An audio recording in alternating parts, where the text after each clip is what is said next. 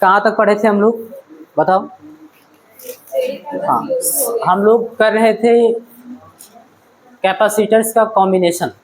बात समझ में आ रही है? संधारित्रों को जोड़ने की विधि पढ़ रहे थे और उसकी दो प्रमुख विधियां होती है, आप सभी लिख लिए थे, श्रेणी क्रम और समांतर क्रम।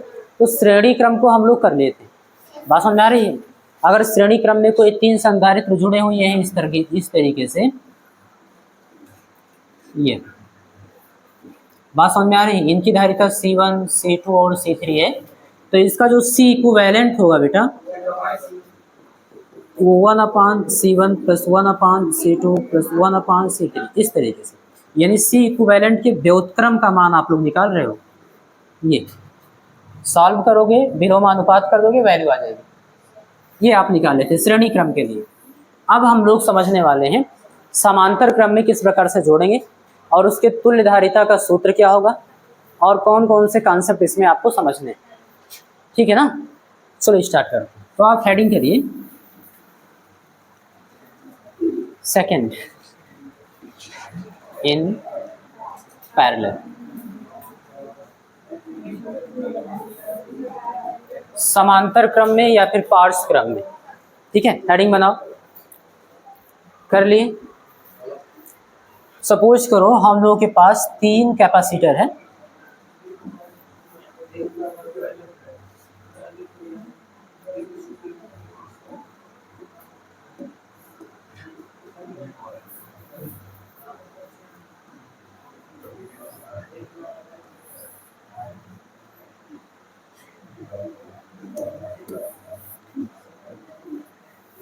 एक कैपेसिटर ये हो गया, दूसरा ये है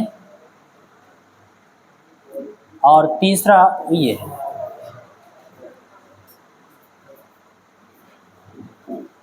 ठीक है, तीन कैपेसिटर आपके पास है और इनकी क्रमशः जो धारिता है हम लोग सपोज कर लेंगे, इसकी धारिता C1, हम लोग मान लेंगे कि इसकी धारिता C1 है और इसकी धारिता इस तरीके से। इसको जोड़ते कैसे हैं, इस क्रम में हम लोग जोड़ते कैसे, अभी आपको लैंग्वेज भी लिखाऊंगा। तो प्रत्येक संधारित्र के पहले प्लेट को एक बिंदु से जोड़ देंगे और दूसरे प्लेट को दूसरे बिंदु से जोड़ देंगे। बात समझ में आ रही? जितने भी संधारित्र होंगे पहले प्लेट को एक बिंदु से और दूसरे प्लेट को दूसरे बिंदु से जोड़ देंगे और पहले बिंदु को यानी पहले प्लेट को जिस बिंदु से जोड़े हो उसको आप किसी विद्युत स्रोत द्वारा जोड़ दोगे। बात समझ में आ रही है? और संधारित्र के दूसरे प्लेट को, सभी संधारित्र के दूसरे प्लेट को जिस बिंदु से जोड़े उसको हम पृथ्वी से जोड़ देंगे। यही कॉन्सेप्ट होगा। बात समझ में आ रही है? चलो समझ लेते हैं। पहले सपोज करिए कि एक बिंदु यहाँ पर है, इससे आप क्या कर रहे हो, प्रत्येक संधारित्र के पहले प्लेट को जोड़ दे रहे हो। चलो जोड़ देते हैं। मान लीजिए इसको जोड़ दिया गया यहाँ पे इस तरीके से, ये ठीक है, ऐसे ही इसको भी जोड़ दिया गया और इसको भी जोड़। बात समझ में आ रही है? देखो प्रत्येक संधारित्र का पहला प्लेट एक बिंदु से जुड़ गया, ये बात समझ में आ रही है? ऐसे ही हम एक इधर बिंदु ले लेंगे, दूसरे प्लेट को दूसरे बिंदु से जोड़ देंगे। जोड़ दीजिए, ये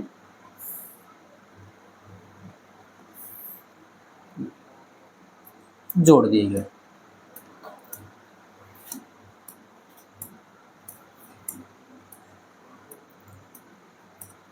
ठीक है बात?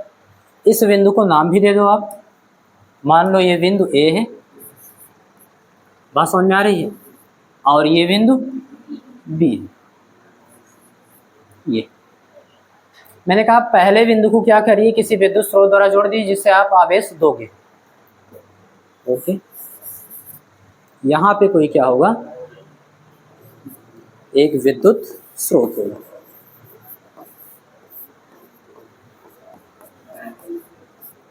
बात समझ में आ रही है? ये विद्युत स्रोत हो गया और दूसरे बिंदु को हम क्या करेंगे, पृथ्वी से जोड़ेंगे। क्यों जोड़ेंगे समझा रहे हैं। मान लो इस विद्युत स्रोत के द्वारा, सपोज करना इस विद्युत स्रोत के द्वारा आप प्लस क्यू आवेश देते हो। कितना आवेश देते हो? प्लस क्यू आवेश देते हो। यहाँ पे प्लस क्यू आवेश यहाँ पे दे दो। बात समझ में आ रही? यहाँ तक ठीक है। लेकिन अब इसके पास 3 रास्ते हैं। बात समझ में आ रही है? कुछ आवेश इधर जाएगा, कुछ आवेश इधर जाएगा और कुछ आवेश, तो आवेश किसके अकॉर्डिंग जाएगा? हम सभी जानते हैं धारिता के अकॉर्डिंग जाएगा। जिसकी धारिता ज़्यादा उस पर आवेश की मात्रा ज़्यादा। बात समझ में आ रही? वो आवेश को ज़्यादा ग्रहण करेगा ना, संग्रहित ज़्यादा करेगा। तो हम मान लेते, अभी तो हमको कुछ पता नहीं किसकी धारिता ज़्यादा है किसकी धारिता कम है, सपोज कर मान लो कि इस पर जो आवेश आया है वो प्लस Q1 आया। कितना आया बेटा?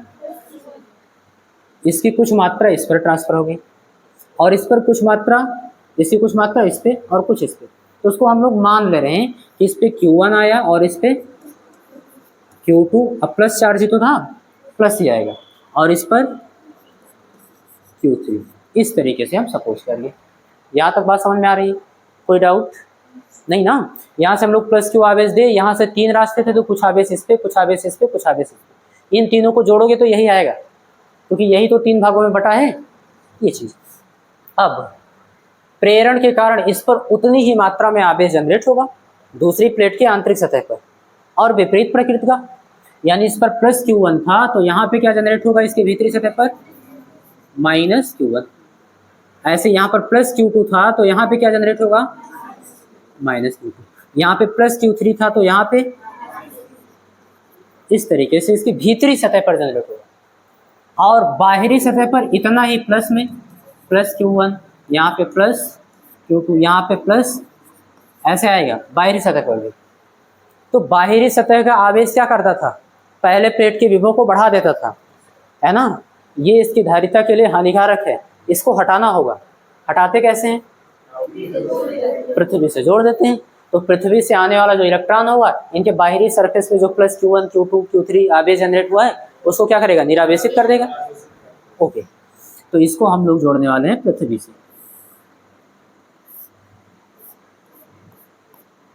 बात समझ में आ रही है? इस तरीके से पृथ्वी से इसको हम लोग जोड़ देंगे, और जैसे ही पृथ्वी से जोड़ेंगे सारे के सारे धनावेश क्या होंगे? पृथ्वी में चले जाएंगे, या यूँ कहें कि यहाँ से इलेक्ट्रॉन जो आएगा वो इसको निरावेशित करेगा। यहाँ तक बात क्लियर हो गई? पूरा फिगर आपको समझ में आ गया? अब एक बात तो क्लियर है, यहाँ पे हाई पोटेंशियल होगा। बात समझ में आ रही है? और यहाँ पे लो पोटेंशियल होगा, यानी उच्च विभव और निम्न विभव होगा ना। तो अगर उच्च विभव और निम्न विभव तो इन दोनों के बिंदुओं के बीच कुछ ना कुछ विभवांतर होगा, उसको आप मान लीजिए। चाहे प्लेटों के बीच आप लगाइए सबके, चाहे बिंदुओं के बीच लगाइए, बात एक ही होगी। समझा रहा हूँ ऐसा क्यों? यहाँ पे हम मान ले रहे हैं कि इनके बीच जो विभवांतर है वो कितना है? बिंदु ए और बिंदु बी, बिंदु ए और बिंदु बी के बीच जो विभवांतर है वो कितना है? बी। और मैंने क्यों कहा कि प्लेटों के बीच भी उतना ही होगा? क्योंकि आप सभी जानते हो कि उसी बिंदु से तो ये प्लेट जुड़ा हुआ है और उसी बिंदु से ये भी प्लेट जुड़ा हुआ है। बात समझ में आ रही है? उसी बिंदु से दूसरे संधारित्र का भी पहला प्लेट, ऐसे दूसरा प्लेट, सारे के सारे संधारित्रों में उसी बिंदु से जुड़ा हुआ है। यानी इनके प्लेटों पर जितना यहाँ विभव होगा उतना ही इस प्लेट पर, जितना यहाँ विभव होगा उतना ही इस प्लेट पर, ऐसे होगा। बात समझ में आ रही है? और जितना यहाँ विभव होगा उतना इस प्लेट पर, ऐसे होगा। तो चाहे बिंदुओं के बीच विभवांतर निकालो, चाहे प्लेटों के बीच विभवांतर निकालो, बात समझ में आ रही है? उतना ही होगा। हम कह सकते हैं सभी संधारित्र की प्लेटों के बीच विभवांतर बी ही है। बात समझ में आ रही है? तो अब थोड़ा सा तुलना कर लेते हैं। श्रेणी क्रम में क्या था? आवेश बराबर होता था, सभी संधारित्र की प्लेटों पर आवेश का मान समान होता था, लेकिन उनके प्लेटों के बीच विभवांतर भिन्न भिन्न होता था। B1, B2, B3 मानते थे ना। और यहाँ पर देखो सभी संधारित्र की प्लेटों के बीच विभवांतर B है, समान है, लेकिन आवेश की मात्रा भिन्न भिन्न, ये याद रखना। बात समझ में आ रही है? श्रेणी क्रम में कौन समान होगा? आवेश। भिन्न भिन्न कौन होगा? विभवांतर। और समांतर क्रम में कौन समान होगा? विभवांतर। भिन्न भिन्न कौन होगा? कॉन्सेप्ट क्लियर है? ओके, ये हो गया समांतर क्रम। ठीक है, फिगर आपका कंप्लीट हो गया है। अभी इस पे हम लोग कैलकुलेशन कर ले रहे हैं। चलो, ध्यान दीजिए, आप लोग इसमें एक लाइन अभी आप लोग याद दिलाना, मैं आपको लिखवा दूंगा, ठीक है। जब फिगर हम लोग कंप्लीट कर लिए हैं और इसका जो है फार्मूला भी प्राप्त कर लेंगे, जब आपको लिखना होगा तो याद दिलाना, हम बोल देंगे, ठीक है। चलो, इसका हम लोग सूत्र प्राप्त करते हैं कि तुल्य धारिता का सूत्र कितना होगा। सबसे पहले एक सूत्र हम लोग जानते हैं, कौन सा? तो बोलेंगे C is equal to Q by B. C is equal to Q by B होता है। यहाँ पे भिन्न भिन्न कौन है? आवेश। डेरिवेशन करने का तरीका याद रखना, वहाँ पे भिन्न भिन्न कौन था? विभवांतर। तो वहाँ पे हम लोग क्या निकाले थे? B1 B2 B3 निकाले थे ना। जो अलग अलग है उसी को निकाले थे। यहाँ पे अलग अलग क्या है? तो यहाँ पे हम लोग आवेश निकालेंगे, Q1 Q2 Q3। बात समझ में आ रही है? तो इसके लिए इस फार्मूला को हम लोग मॉडिफाई करेंगे Q के फॉर्म में। तो अगर इस इक्वेशन को Q के लिए सॉल्व करें तो इसलिए Q बराबर B इधर भाग में उधर जाएगा तो C इंटू बी, यही तो आएगा। इसी सूत्र का उपयोग हम लोग करने वाले हैं, Q बराबर CB से। Q बराबर, चलो, तो इसलिए Q1 की वैल्यू कितनी होगी? Q1 क्या है? पहले संधारित्र की प्लेट को दिया गया आवेश, ठीक, तो उसकी धारिता कितनी है? तो C की जगह पे उसकी धारिता लिखेंगे C1, और उनके प्लेटों के बीच का विभवांतर कितना है? उतना ही रहेगा, तो B हो गया। ऐसे कामा करेंगे, Q2 निकालेंगे, Q2 इज इक्वल टू दूसरे संधारित्र को दिया गया आवेश है तो उसकी धारिता C2, और उनकी प्लेटों के बीच विभवांतर उतना ही होगा। इसी प्रकार से हम लोग Q3 भी निकालेंगे, और Q3 बराबर तीसरी प्लेट को दिया गया आवेश, उसकी धारिता C3, उनके प्लेटों के बीच विभवांतर। ये बात समझ में आ रही है? कोई दिक्कत होनी भी नहीं चाहिए। चलो, ध्यान देंगे।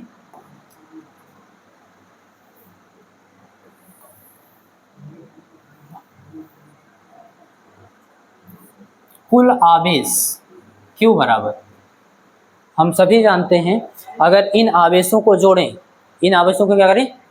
जोड़ें, तो हमको क्या मिलेगा? इन आवेशों को जोड़ेंगे तो कुल आवेश मिल जाएगा, क्योंकि कुल कितना था? Q, इन्हीं को तो आप बांटे थे Q1 Q2 और Q3 में। तो अगर हम इन्हीं को जोड़ लें तो किसके बराबर मिलेगा? Q के बराबर मिल जाएगा। तो इसलिए हम लिख सकते हैं क्या? Q बराबर, बिल्कुल सही लिखेंगे भी, क्या लिखेंगे? Q1 plus Q2 plus Q3। Q1 Q2 Q3 की वैल्यू आप निकाले हो, पुट कर दो उसमें, ठीक है ना। आप ध्यान से देखना। चलो रखते हैं। तो Q1 की वैल्यू कितनी है? C1B, पुट करेंगे C1 into B, plus Q2 की वैल्यू C2B, प्लस Q3 की वैल्यू C3 इंटू बी। यहाँ तक बात क्लियर है? और एक इसके बराबर था, Q के बराबर। That implies Q is equal to, देखो B यहाँ भी, यहाँ भी, यहाँ भी कॉमन कर लें, कॉमन कर लीजिए। अंदर क्या बचा? C1 plus C2 plus C2। यहाँ तक बात समझ में आ रही? B1 इधर क्या है? गुणे में इधर आएगा, तो इसलिए Q upon V is equal to C1 plus C2 plus C3। बात समझ में आ रही है? इसको इक्वेशन फर्स्ट बना लो। यहाँ तक बात समझ में आ रही? थोड़ा सा हम लोग लैंग्वेज लिख लेंगे, और लैंग्वेज में लिखेंगे क्या? बोलेंगे यदि A व B के बीच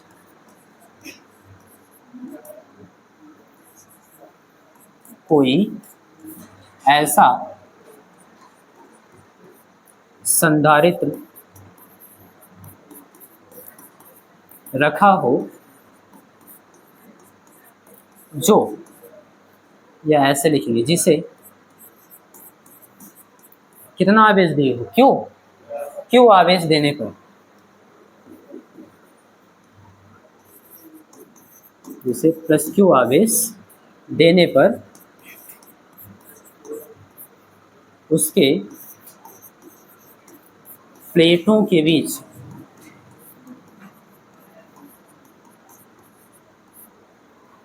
बी विभवांतर हो। कितना हो बेटा?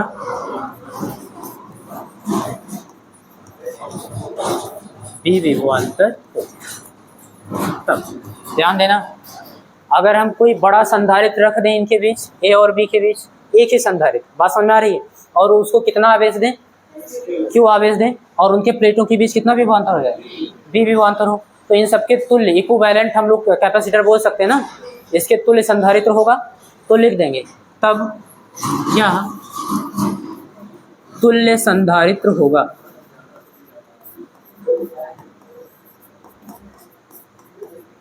तुल्य संधारित्र होगा। बात समझ में आ रही है? अब इसकी धारिता मान लो, क्योंकि Q और B तो आपको मिल ही गया है, एक ही चीज नहीं है धारिता, हम मान लेंगे यदि इसकी धारिता, किसकी धारिता? तुल्य संधारित्र, यदि इसकी धारिता कितनी हो? C हो, तब अगर इसकी धारिता कितनी मान ले? C, तब सूत्र तो यही रहेगा ना, C = Q/B। तो उस संधारित्र की धारिता C, तब C = उस संधारित्र की धारिता बराबर उसको दिया गया आवेश, कितना आवेश दे रहे थे? +2। उसके प्लेटों के बीच उत्पन्न विभवांतर B। तो C = क्या होगा? Q/B। तो जहाँ पे Q/B लिखा है वहाँ पे हम C लिख दें। इक्विवेलेंट संधारित्र का क्या हो जाएगा? कैपेसिटेंस यानी कि धारिता लिख देते हैं।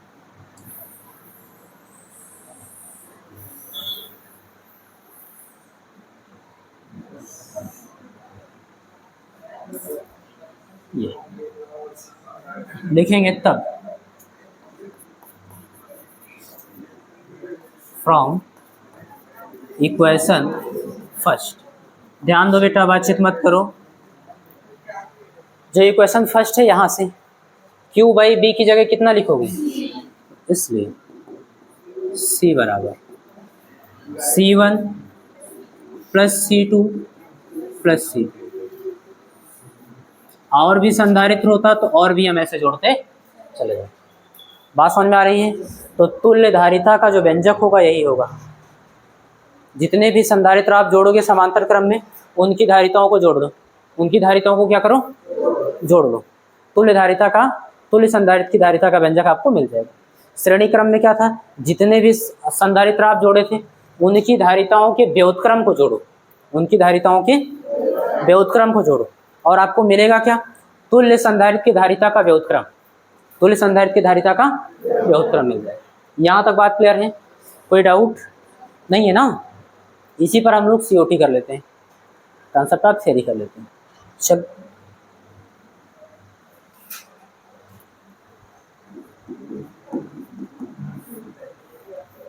सबसे पहला COT देखना बेटा। इसकी जो तुल्य धारिता है यानी C इक्विवेलेंट, वो जितने भी संधारित्र आप जोड़े हो उनमें जो सबसे बड़ी धारिता है उससे भी ज़्यादा होगा। यानी आप लिख सकते हो C equivalent is greater than C1 या फिर C2 या फिर C3, तीनों से ही ज़्यादा होगा। बात समझ में आ रही है? और इसको भी अभी एक एग्जांपल लेके देख लिया जाएगा। कल जैसे हम लोग देखे थे ना, चलो देख ले रहे हैं। मान लीजिए C1 की वैल्यू आपके पास कितना है? 2 फैरेड। C2 की वैल्यू कितना मान लें? 4 मान लो। और C3 की वैल्यू कितना माने? 6, 8, जो भी मानते हैं आप मान लो। इतना हो गया।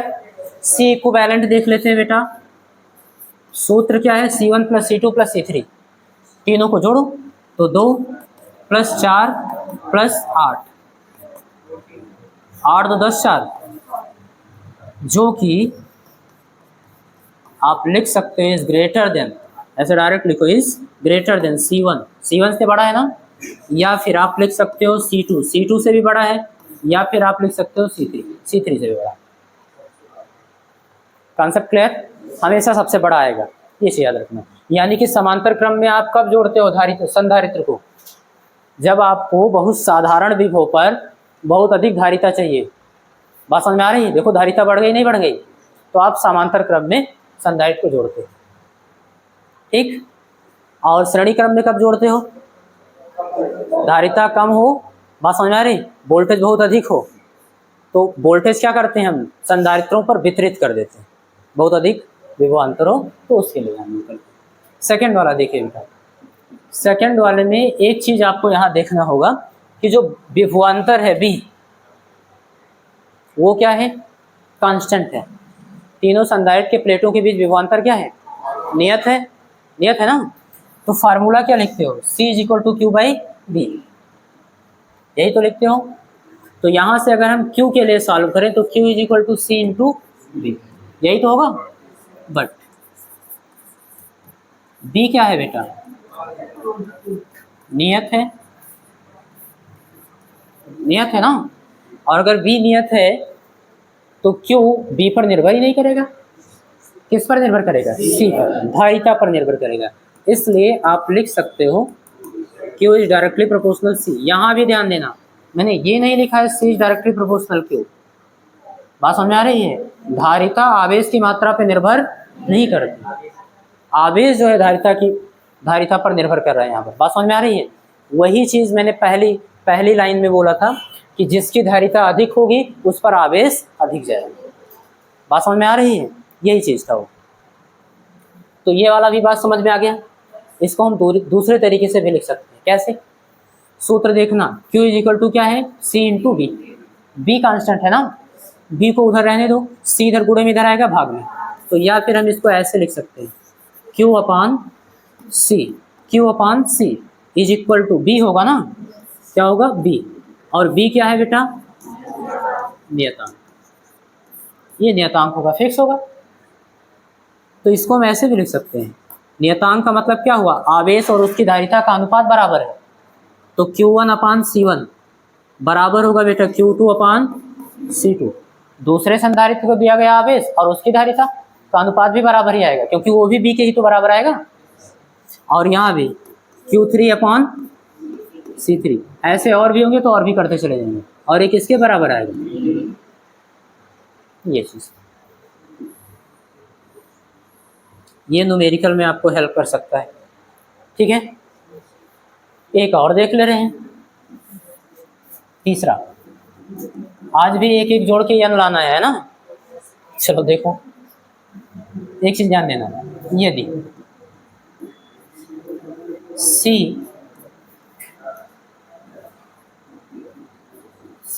धारिता के n संधारित्र, कितने संधारित्र?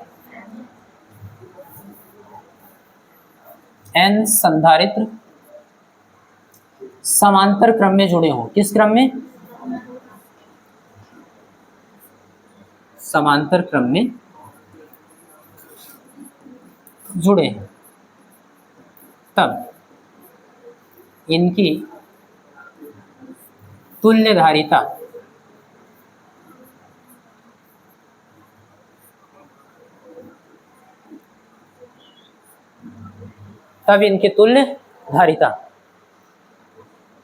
C इक्विवेलेंट, मान ली कि ये तुल्य धारिता हो गई। बात समझ में आ रही है? फार्मूला के रिगार्डिंग बराबर होता क्या है? C1 plus C2 plus C3, ऐसे ही तो होता है। तो पहले संधारित्र की धारिता C, दूसरे संधारित्र की धारिता, तीसरे संधारित्र की धारिता, ऐसे आप जोड़ते चले जाओगे। कितने संधारित्र हैं? तो n पदों तक, या फिर n बार, ऐसे जोड़ते जाओगे। बात समझ में आ रही है? देखो C हर जगह पे है ना, C हम कॉमन कर लें। चलो कर रहे हैं। जब हम C कॉमन करेंगे तो यहाँ क्या बचेगा? 1 प्लस यहाँ भी 1 प्लस यहाँ भी प्लस, ऐसे कितने पद तक? और कॉमन क्या किए थे? C कॉमन किए। ठीक है, चलो जोड़ रहे हैं, ध्यान देना। एक पद तक जोड़ोगे तो 1 मिलेगा, 2 पदों तक जोड़ेंगे तो 2, 3 पदों तक, 4 पदों तक, 5 पदों तक, n पदों तक। कैसे हो जाएगा यार? ये तो पूछ रहे थे कल। हो जाएगा। तो n पदों तक जोड़ेंगे तो n होगा, और इनटू क्या है बेटा, c। ये किसके बराबर है, c इक्विवेलेंट यानी कि तुल्य धारिता। इसका COT भी खत्म। कोई ऐसी चीज जो आपको परेशान कर रही है इसमें से, बोलो। एक दूसरे की नहीं, आपको खुद पूछना हो पूछो, पूछना है किसी को कुछ, सारी चीज समझ में आ रही ना। ओके बेटा ध्यान दो। अब आप ये हेडिंग किए ही हो, यहाँ मैं एक लाइन बोल दे रहा हूँ कि इस क्रम में कैसे जोड़ते हैं, उसको लिख लो, फिर आप छापना स्टार्ट करो। बोले, लिखो, इस क्रम में, इस क्रम में सभी संधारित्र के पहले प्लेट को, सभी संधारित्रों के, सभी संधारित्रों के पहले प्लेट को एक बिंदु से,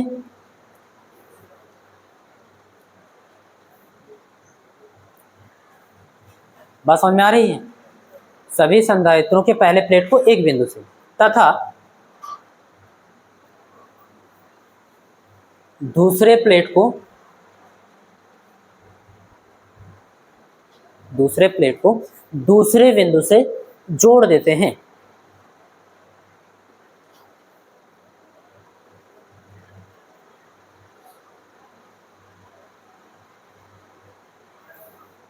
लिख लिए, पहले बिंदु को किसी विद्युत स्रोत द्वारा, पैराग्राफ चेंज करके लिख लो, पहले बिंदु को किसी विद्युत स्रोत द्वारा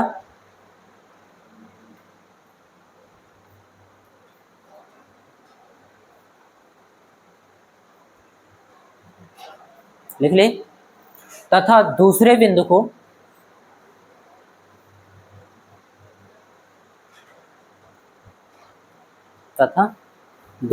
को पृथ्वी से जोड़ देते हैं।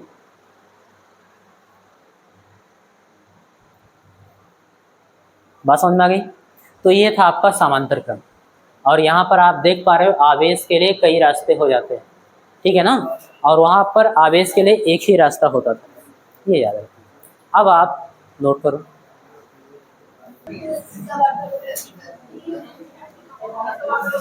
चलो एक कॉन्सेप्ट समझते हैं हम लोग, वैद्युत भंजन क्या होता है, इलेक्ट्रिक ब्रेकडाउन क्या होता है, इसको समझते हैं। बात समझ में आ रही है, ये आपको केवल समझना है, ध्यान दीजिए। मान लीजिए कि कोई संधारित्र है आपके पास, ये संधारित्र की दो प्लेटें हो गई, इसको आप प्लस क्यू आवेश दिए, इस पर एक समान रूप से ऐसे वितरित हो जाएगा। बात समझ में आ रही है। पहली प्लेट को बीच में कोई परावैद्युत पट्टी रखी हुई है,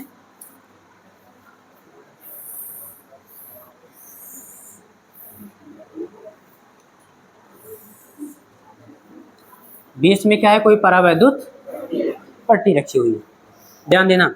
अब इसमें जो अणु होंगे या परमाणु होंगे, इसमें जो परमाणु होंगे उसका जो नाभिक होगा उससे इलेक्ट्रॉन जो होगा बहुत दृढ़ता पूर्वक बंधा होगा, आप सभी जानते हो, क्योंकि ये क्या है, परावैद्युत पदार्थ।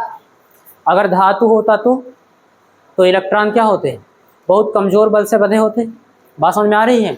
और कमरे के टेम्परेचर पे लगभग 10⁻29 इलेक्ट्रॉन प्रति मीटर क्यूब, यानी एकांक आयतन में 10⁻29 इलेक्ट्रॉन फ्री भी होते, नहीं बंधे होते। बात समझ में आ रही है। वो क्या होते, उसमें जो खाली स्थान होता है उसमें घूमने के लिए स्वतंत्र होते, चालकीय पथ बना लिए होते। लेकिन है क्या, परावैद्युत पदार्थ। तो परावैद्युत पदार्थ में उसको हम लोग परावैद्युत या अचालक क्यों बोलते हैं, क्योंकि उसमें इलेक्ट्रॉन क्या होते हैं, बद्ध होते हैं, नाभिक से क्या होते हैं, बंधे हुए होते हैं, ठीक है। लेकिन यहाँ पे कौन सा चार्ज है, प्लस चार्ज। अब इसमें जो नेगेटिव चार्ज होगा यानी इलेक्ट्रॉन को अपनी ओर क्या करेगा, आकर्षित करेगा, ऐसा मान के चल सकते हो, आकर्षित करेगा यहाँ। तो आप ऐसे समझिएगा,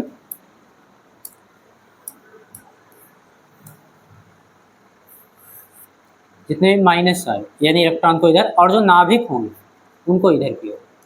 विस्थापित करेगा प्लस वालों को। बात समझ में आ रही है? ऐसे प्रत्येक परमाणुओं में आपको दिखेगा कुछ इस तरीके से। बात समझ में आ रही है? ऐसे इधर भी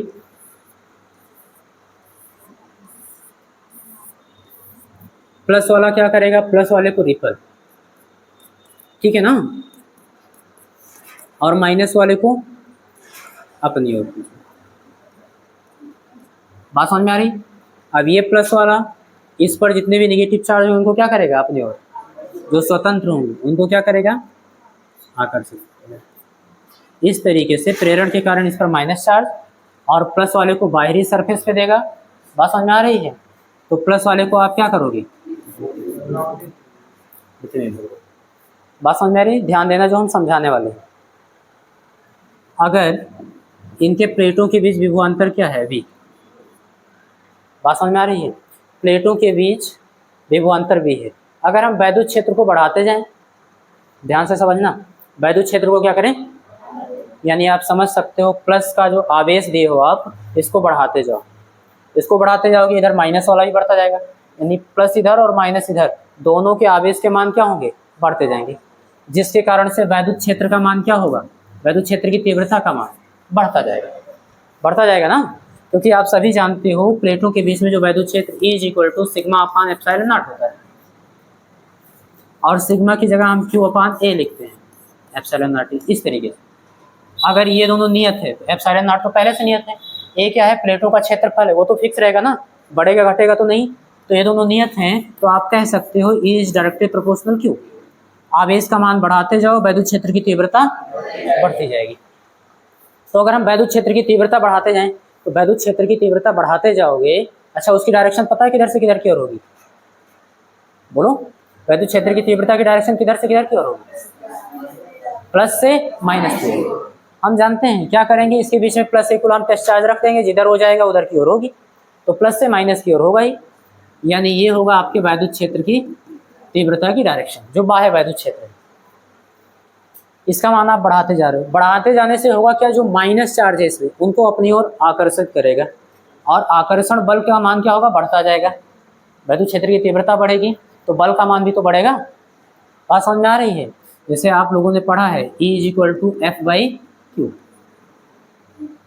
ठीक है ना, तो बल, वैद्युत बल जितना ज़्यादा उतना ही वैद्युत क्षेत्र की तीव्रता भी ज़्यादा है।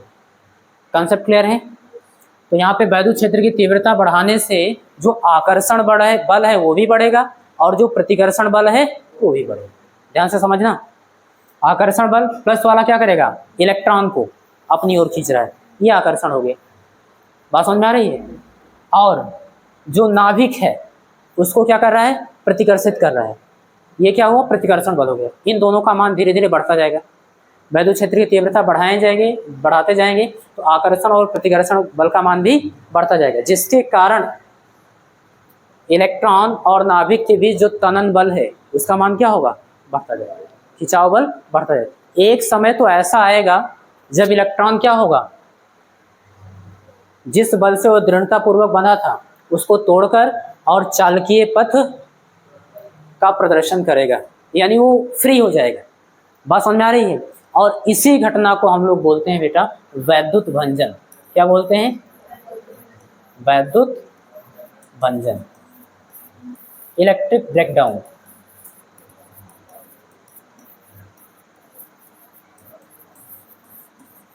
मैं फिर से समझाता हूं, ध्यान से समझना। हम वैद्युत क्षेत्र की तीव्रता बढ़ाते जाएंगे, एक चीज और ध्यान रखना, वैद्युत क्षेत्र की तीव्रता बढ़ाओगे विभवांतर भी बढ़ता जाएगा। बात समझ में आ रही है? विभवांतर भी हम सभी जानते हैं ना, वैद्युत क्षेत्र की तीव्रता और विभव प्रवणता में संबंध, ठीक, विभवांतर बढ़ता जाएगा। ये देखो दोनों क्या हैं, समानुपाती हैं, क्लियर, ओ भी अंश में ओ भी अंश में, तो ये भी बढ़ता जाएगा। अभी इस पर भी बात करेंगे, दो चीजें हमको पढ़नी है। पहले तो हम वैद्युत भंजन को समझ लें, क्योंकि दोनों डेफिनेशन में ये जरूर आएगा, तो इसका मतलब क्या होता है वो हमको समझ लें। इसका मतलब सिर्फ इतना है, अगर हम परावैद्युत पट्टी को किसी भी संधारित्र की प्लेटों के बीच रखते हैं और वैद्युत क्षेत्र का मान बढ़ाते जाएं, तो एक समय ऐसा आएगा कि परावैद्युत पदार्थ में जो परमाणु है उसमें जो इलेक्ट्रॉन और नाभिक हैं उनके बीच जो दृढ़तापूर्वक बल है वो क्या होगा, टूट जाएगा। जिस बल के कारण बंधा हुआ है, बंध जो है वो टूट जाएगा, यानी इलेक्ट्रॉन क्या होगा, फ्री हो जाएगा, फ्री होकर गति करने लगेगा। बात समझ में आ रही है? और इसी घटना को हम लोग क्या बोलेंगे, वैद्युत भंजन। बात समझ में आ रही है? कोई डाउट तो नहीं है? अगर आपसे कोई वैद्युत भंजन पूछ रहा है तो आप क्या बताओगे? बात समझ में आ रही, बताओ। वैद्युत भंजन अगर आपसे पूछूं तो आप क्या बताओगे? बोलो।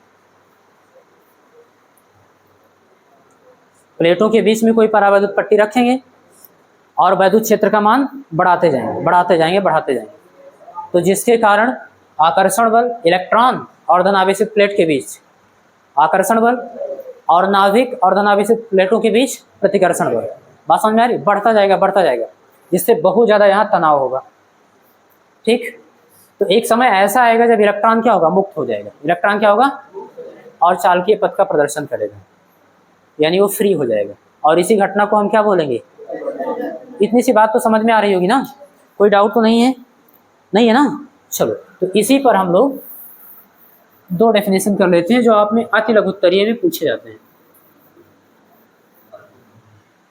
ध्यान दो, पहला देखिए, परावैद्युत सामर्थ्य,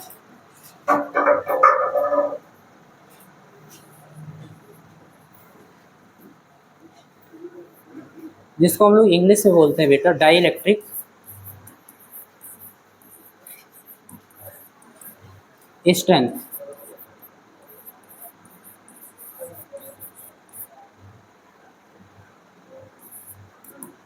हेडिंग करो, परावैद्युत सामर्थ्य, डाइलेक्ट्रिक स्ट्रेंथ, इंपॉर्टेंट है, पूछा जाता है ना।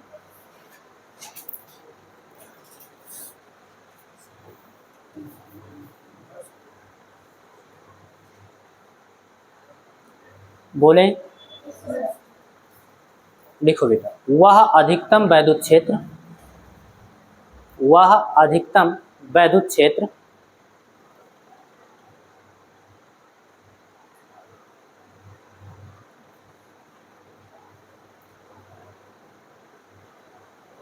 वह अधिकतम वैद्युत क्षेत्र जिसे जिसे पदार्थ बिना वैद्युत भंजन के सहन कर सकता है। वैद्युत भंजन ब्रैकेट में लिख लेना, इलेक्ट्रिक ब्रेकडाउन।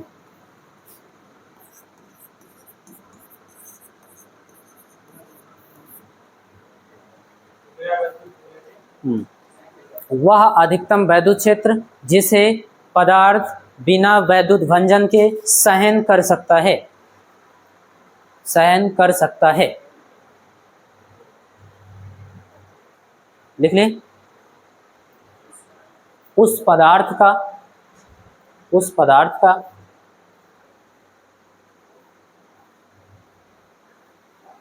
लिख ले, परावैद्युत सामर्थ्य कहलाती है या कहलाता है। उस पदार्थ का परावैद्युत सामर्थ्य कहलाता है। बात समझ में आई बेटा? लिख लिए।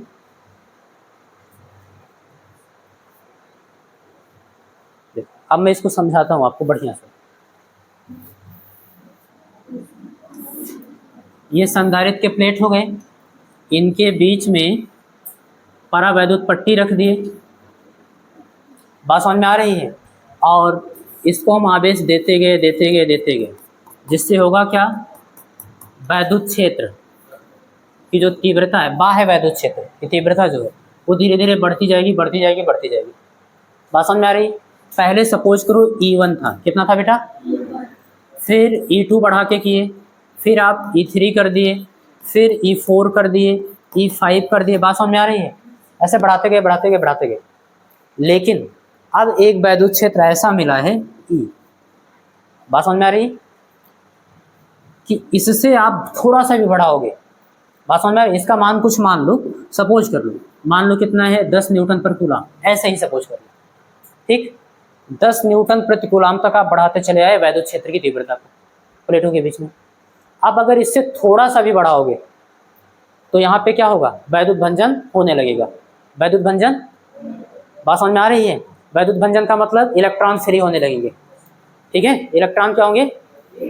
जो दृढ़तापूर्वक नाभिक से पहले बंद होते। तो अब इससे थोड़ा सा भी बढ़ाओगे, जैसे 10.1 भी करोगे, तो यहाँ पे वैद्युत भंजन होने लगेगा। तो ये अधिकतम वैद्युत क्षेत्र की तीव्रता हुई। कौन सी अधिकतम वैद्युत क्षेत्र की तीव्रता?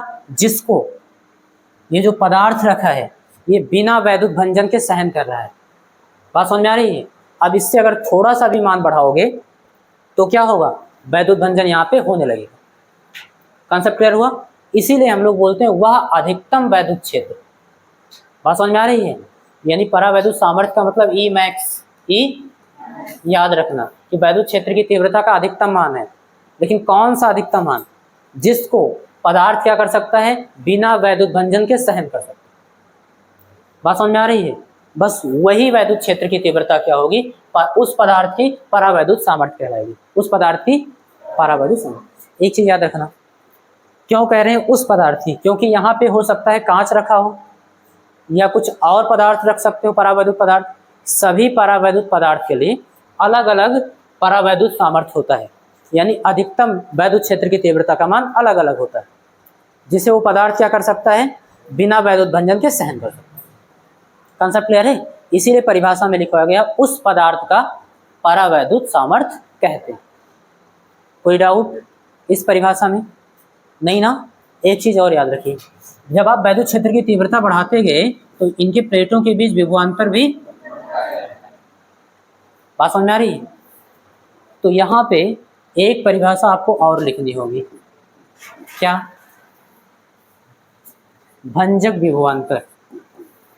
भंजक विभवांतर, इसके शब्द से इसका नाम अर्थ पता चल रहा है। इसके शब्द से इसका अर्थ पता चल रहा है। भंजक विभवांतर यानी वो विभवांतर जिस पर भंजन स्टार्ट हो जाता है। बात समझ में आ रही है? कॉन्सेप्ट क्लियर है? यानी थोड़ा सा और बढ़ा दो तो स्टार्ट हो जाएगा ना, भंजन स्टार्ट हो जाएगा, और उसी विभवांतर को हम क्या बोल देंगे? भंजक विभवांतर। ठीक है, परिभाषा लिखो फिर मैं समझाता हूँ। हेडिंग करो, भंजक विभवांतर को इंग्लिश में भी लिख लो।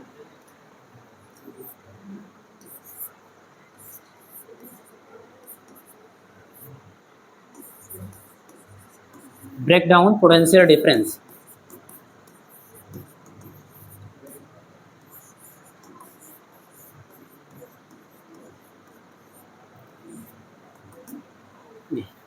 भंजक विभवांतर, ब्रेक डाउन पोटेंशियल डिफरेंस लिख लिए। परिभाषा बोले, लिखो। वह न्यूनतम विभवांतर, इसको मैंने न्यूनतम कर दिया, ध्यान रखना। वह न्यूनतम विभवांतर, वह न्यूनतम विभवांतर जिस पर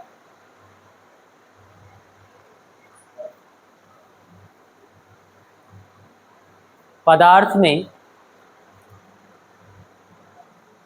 वैद्युत भंजन होने लगता है। मैं फिर से रिपीट कर रहा हूं, वह न्यूनतम विभवांतर जिस पर पदार्थ में वैद्युत भंजन होने लगता है, यानी होना स्टार्ट होता है ना,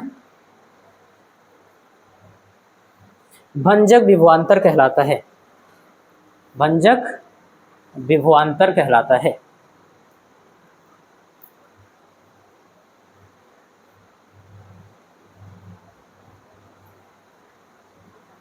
बात समझ में आ रही है?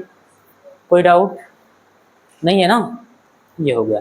अगर आपसे कोई पूछे कि भैया भंजन, वैद्युत भंजन होता क्या है, तो हम लोग बता देंगे कि अगर प्लेटों के बीच कोई परावैद्युत पट्टी रखते हैं और वैद्युत क्षेत्र का मान बढ़ाते जाएं तो एक समय ऐसा आता है जब इलेक्ट्रॉन और नाभिक के बीच में तनन बल का मान बहुत ज़्यादा हो जाता है, जिसके कारण इलेक्ट्रॉन जो होता है वो मुक्त हो जाता है, नाभिक से क्या होता है?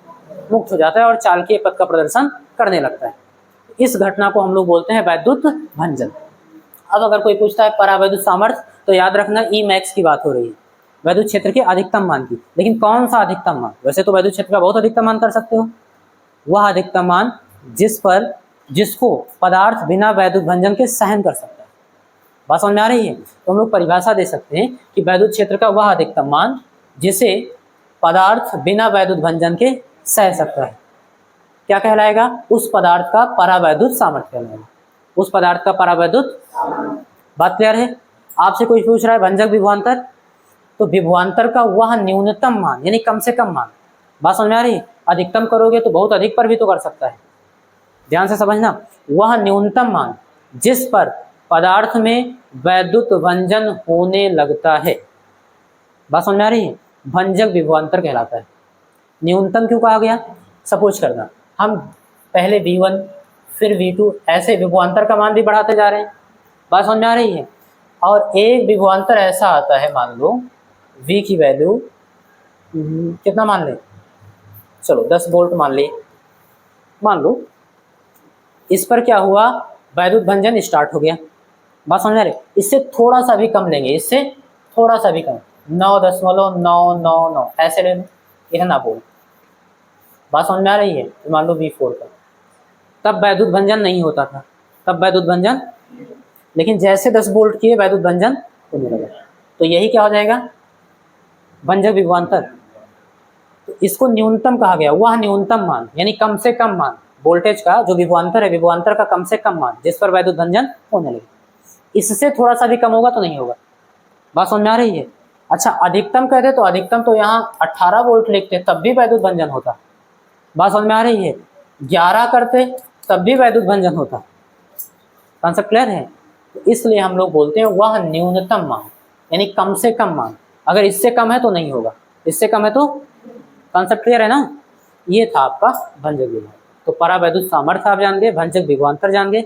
याद रखना ये दोनों अति लघुत्तरीय में कई बार पूछे गए हैं, ठीक है ना, तो इसको इंपॉर्टेंट कर लो।